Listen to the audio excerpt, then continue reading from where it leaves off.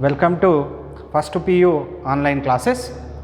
Here continuation of the yesterday class.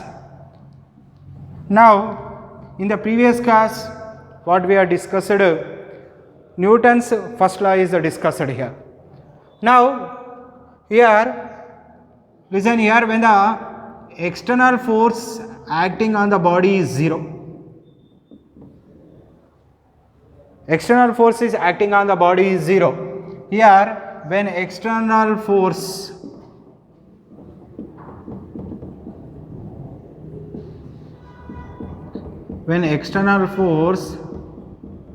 acting on the body is zero. What is zero? When the external force is zero means the body, here the acceleration of the body is zero. When external force acting on the body is zero, then the acceleration is zero. What is the meaning of this one?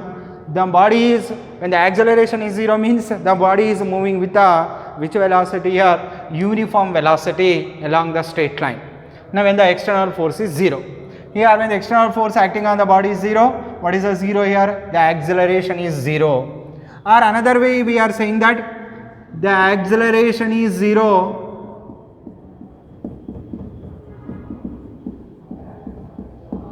what is the meaning of this one? That is the net force or net external force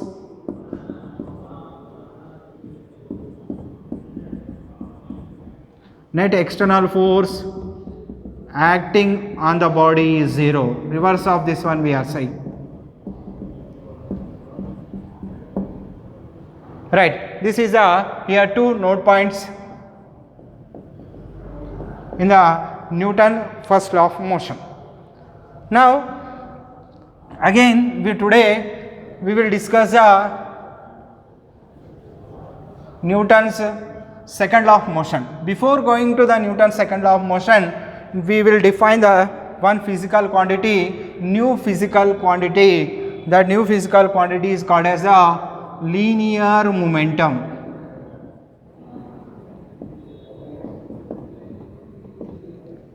What is a linear momentum? It is denoted with P. Right. The linear momentum can be defined as it is a product of mass and the velocity. P is equal to m into v. This is here called as a linear momentum. Linear momentum can be defined as it is a mass of the body and it is a product of the mass of the body and velocity of the body is called as linear momentum. This linear momentum is always in the same direction of the velocity. So that's the reason it is called as, it is a which quantity are vector quantity. It is having the both magnitude and direction. It is in the same direction of the velocity means it is having the direction also. So it is a vector quantity. Now in the vector form this can be written as P bar is equal to m into v bar. Here this is a velocity is a vector quantity, mass is a scalar quantity. So P bar is equal to, we are writing here m into v bar. This is a vector form of the linear momentum. Now what is the unit here? First SI unit or MKS unit we are writing here. That is a MKS unit or SI unit can be written as, what is here SI unit, or this is also called as a MKS unit, can be written as a mass unit is a kg, velocity unit is a meter per second, kg into meter per second. Another one is we are writing here CGS unit. What is the CGS unit here? That is a gram into centimeter per second. This is a CGS unit of the linear momentum. Now this is a CGS unit of the linear momentum. Suppose when the body velocity is changing from u bar to v bar, means it is a initial velocity, this is a final velocity. In this case we find the change in the momentum. That change in the momentum delta p bar can be written as a, here this is a change in the momentum means a final momentum mv bar minus initial momentum mu bar.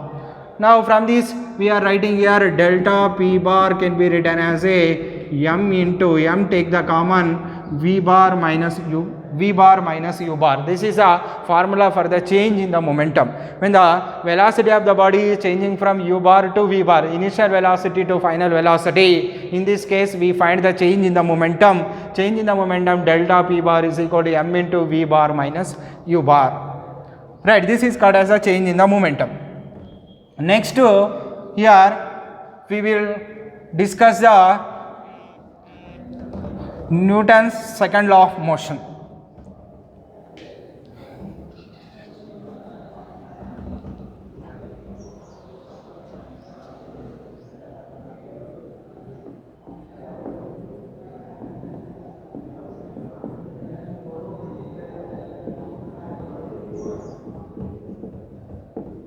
Here now we will discuss Newton's second law of motion.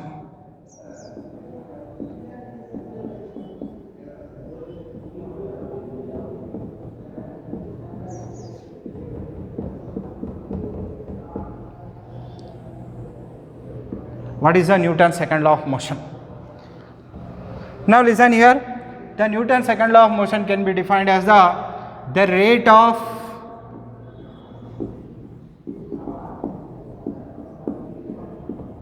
change of momentum.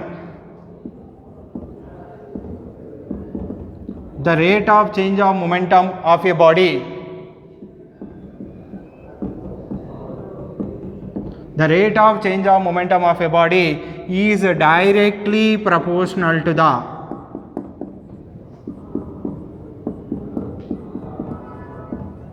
rate of change of momentum of a body is directly proportional to the, here directly proportional to the net external force.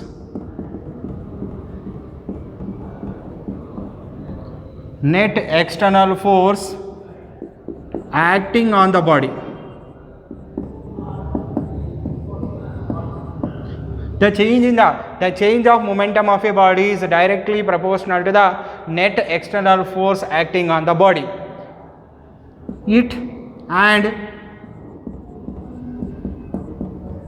changes in the direction of force.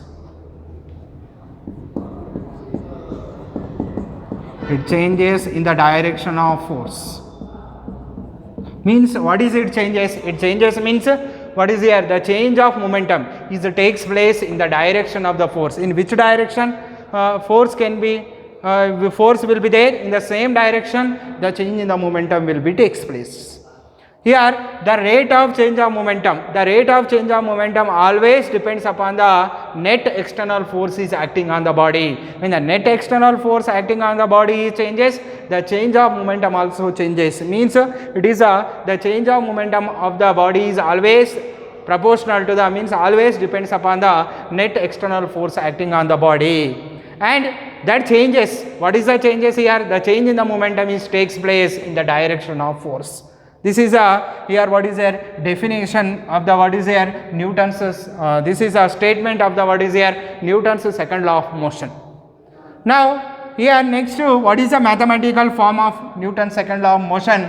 We can derive that mathematical form. How we can derive that mathematical form? Now we will discuss a derivation of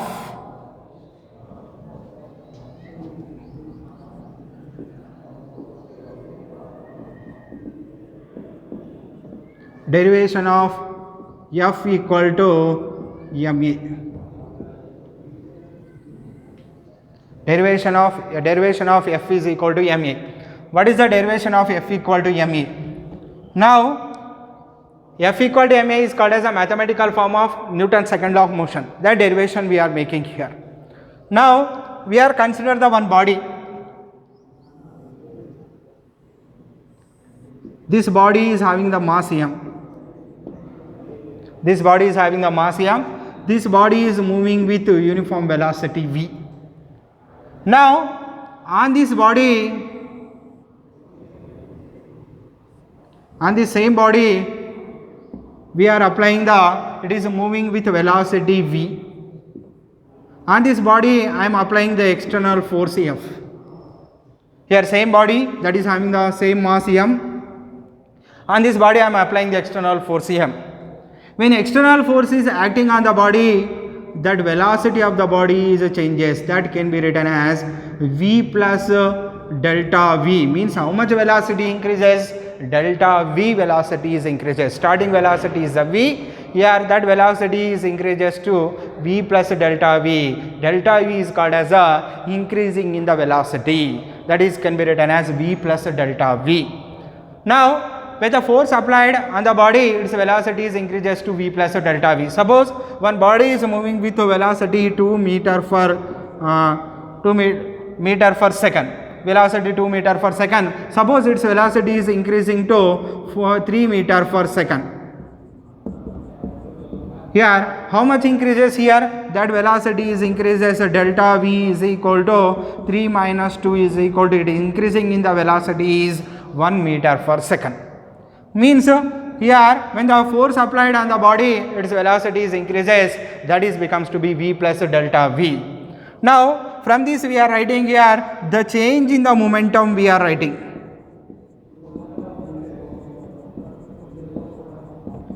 Change in momentum. What is the change in the momentum here? The change in the momentum can be written as mass into velocity.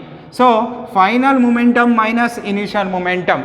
Finally, final stage when the force applied, the velocity is v plus delta v, mass is m. So the final momentum can be written as m into v plus delta v. This is final momentum. Minus of initial starting momentum. Starting momentum means without applying the force. Now that momentum can be written as m into v. Now what is we are getting here? Change in the momentum is equal to mv plus m into delta v minus of mv, what is we are getting cancel? The change in the momentum we are getting m into delta v. This m into delta v can be called as a change in momentum. The change in momentum is m into delta v. Now from this we are writing here, we are getting the change in the momentum. That change in the momentum we are getting as a m into delta v. Now next we have to find the rate of change,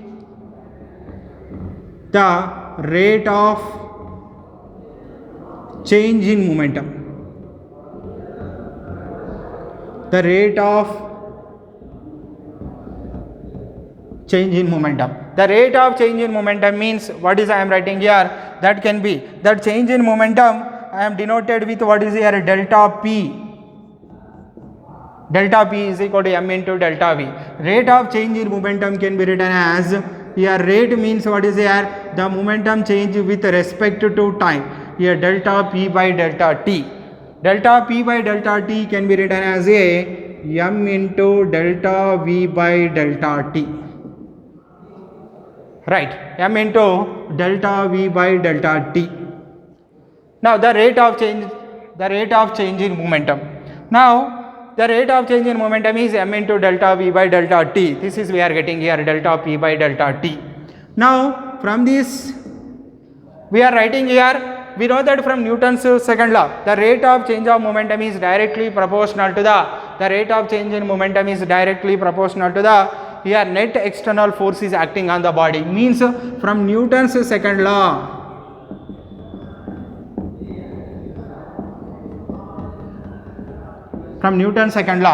here the rate of change in momentum, can be directly proportional to the net external force is acting on the body. So from this we are writing here F is proportional to delta p by delta t. Here F is the net external force is acting on the body. F is proportional to delta p by delta t.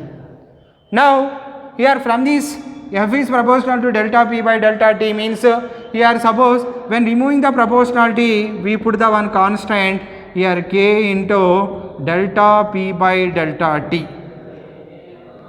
k into delta p by delta t.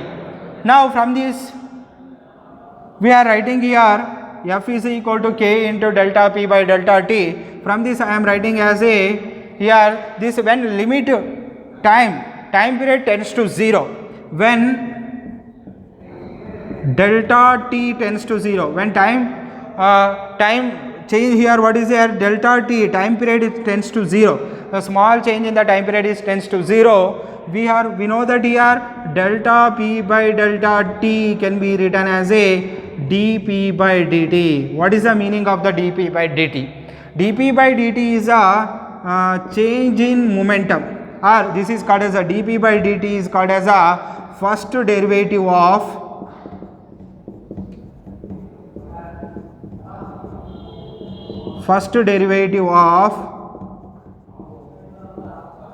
momentum. First derivative, d by dt means derivative. First derivative of momentum with respect to t. This is called as a first derivative of momentum. I am writing here, this is called as first derivative of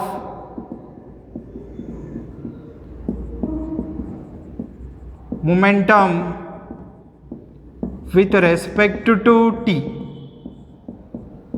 With respect to t. Suppose we are writing here dp by dx means with respect to x. Here dp by dt means with respect to t. When limit delta t tends to 0, that delta p by delta t can be written as dp by dt. From this we are getting here f is equal to, what we are getting here, f is equal to k into, in the place of the delta p by delta t I am writing as a, now f is equal to k into, I am written as a dp by dt. K into dp by dt I am writing here. Now we know that, but momentum is equal to what we know that here, mass into velocity. So f is equal to k into d by dt of m into v. Momentum can be written as, in the place of the p I am writing m into v. M is called as a mass, v is called as a velocity. Now here this can be written as f is equal to k into, now f is equal to k into here mass. Listen here, concept, listen here. Here the velocity can be changes, but the mass cannot be changes. Mass cannot be changes means mass is a constant here. Mass is a constant means take the outside. This m is constant. When making the differentiation, this is take the outside. Now m into, what is I am writing here, dv by dt. Now from this m is a constant, now remaining is what is here, dv by dt. Here dv by dt is called as a, what here, this is a dv by dt I am written as a, here this is dv by dt means change in the velocity. Change in the velocity is called as a acceleration. Change in the velocity with respect to time can be written called as a acceleration. So I am writing here f is equal to k into ma. Here where here a is equal to, what is I am writing here, dv by dt. This is called as a, here change in the velocity is called as acceleration. Now here what is I am written here, this is a p equal to m into v. Here that's the reason we are writing in the place of the p I am writing here m into v. So we are getting final equation, f is equal to k into m into a. Here a is called as a dv by dt. dv by dt means change in the velocity is called as a acceleration. So here f is equal to k into ma. Here that k constant, k value I am taken as a 1. Why taking the 1 means to balance the units of the force. Here for proper units,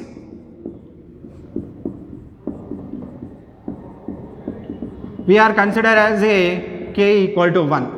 When taking the k equal to 1, what is the equation we are coming here? F is equal to 1 into ma means what is getting here? F is equal to ma. This F is equal to ma is called as a mathematical form of what is here, Newton's second law. Means the external force is acting on the body can be written as, it is a product of the mass and the acceleration of the body. This is a product of the mass and the acceleration of the body. This is called as a derivation of F equal to ma. Right.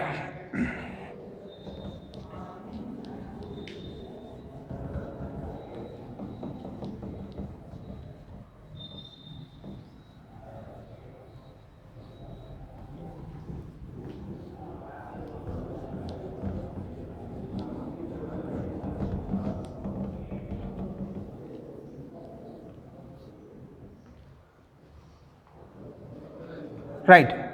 Here, what is the importance of the Newton's second law?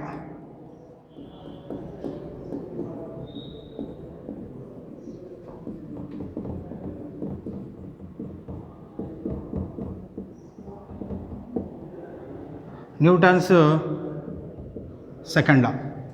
What is the importance? Here, first importance is it is a measure force. Now again, using this we can define the unit force also. Next we will define the unit force. Here unit force also defined with the what is here Newton's second law. This is the first importance. Now this is called as a real law.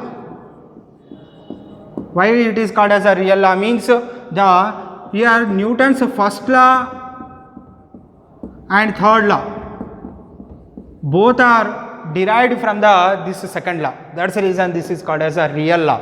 Why it is called as a real law means both we can derive with the first law and third law also we can derive with the second law. That's the reason Newton's second law is called as a real law. Now another listen here, another one note point is there. Now suppose the force acting on the external force is acting on the body is 0. What happens? External force is 0 means we know that F is equal to ma. F is equal to ma means ma equal to 0. Ma equal to 0 means m taking this side, a equal to 0. A equal to 0 means what is coming here? A equal to 0 means what is a constant here? Velocity is constant. Why velocity is constant? We arise the doubt here. A equal to 0 means A equal to d. A can be written as dv by dt. dv by dt means both sides integrating. We are getting here v equal to constant. When v equal to constant, when a equal to 0, v equal to constant means the body is moving with the constant velocity. Constant velocity means this motion is called as a uniform motion. Already in the first Newton's first law already we have discussed. When external force is acting on the body is 0, the acceleration of the body is 0. Means from this Newton's second law we can we are saying that explanation about the first law. That's the reason here this is a Newton's second law is obviously constituent with the which law here? First law. Right, or this is always it can derive the first law, Newton's first law from the Newton's second law. That's the reason Newton's second law is called as a real law. Next another one is a vector form.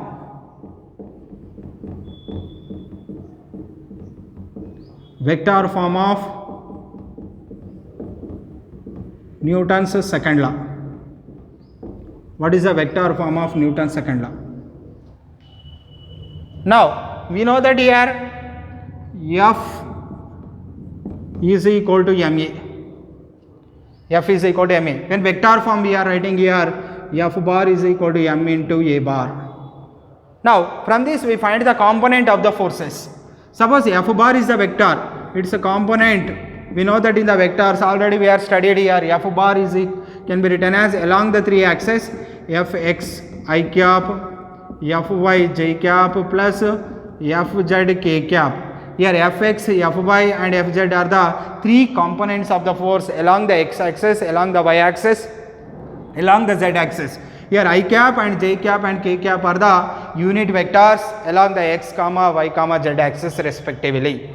Similarly, here m is a scalar quantity, here acceleration also vector quantity. This can be written as a bar is equal to ax I cap plus ay j cap plus az k cap. We are writing. Now from these two values substitute here. What we are getting here? Now when substituting these values here, fx I cap plus fy j cap plus fz k cap. We are writing. Next this can be written as m into acceleration. Acceleration can be written as ax I cap plus ay j cap plus az k cap.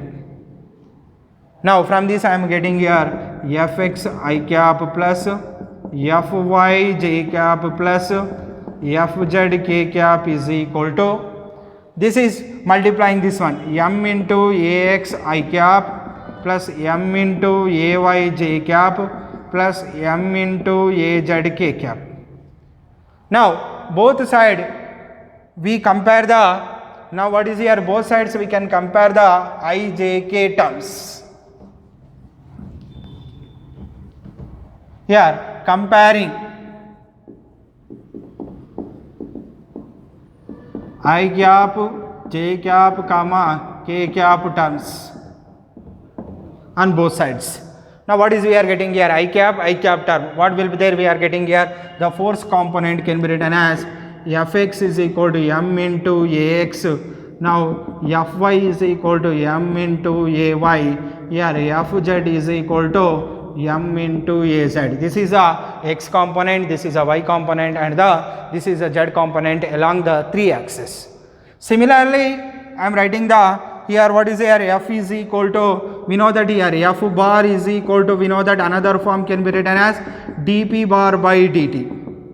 Here dp bar by dt, f bar is equal to dp bar by dt means what is the components we are getting here, f bar is equal to dp bar by dt. Here p bar I am writing, why p bar I am writing means here momentum also which quantity here, vector quantity, that's the reason I am writing the p bar. Similarly this is also momentum I am writing as a p bar is equal to px I cap plus py j cap plus pz k cap. So I am writing this one also again, f bar is equal to, we know that here fx I cap plus fy j cap plus fz k cap is equal to d by dt of, now p bar can be written as px I cap plus what is here, py j cap plus pz k cap I am writing. Now from this similarly we are writing this one also.